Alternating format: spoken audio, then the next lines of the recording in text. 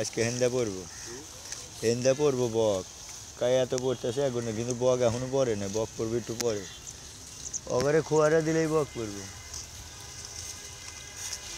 ব্যক্তির পেটই লোড, দেখেন না খায়া খায়া বেহস। এই আর 2 হ্যান্ড ছবি তুলে ঢুকা দি। এই 2 মিনিট, 1 মিনিট, 1.5 মিনিট এভাবে তুলতেছি।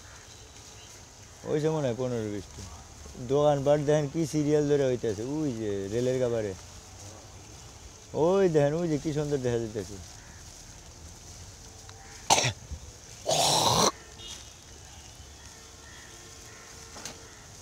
দুপুরবেলা একটু মালেকে একবারে শুয়া নিয়ে খালি কান মান পেটে মেটে কামড়াইছে। খাইয়া ওইটা মনে 2 মিনিটও রেস্ট নিয়ে নিয়েছে 2:30টার সময়, জানেন? যে মাল ছাড়িয়ে এলে 3:30টার সময়।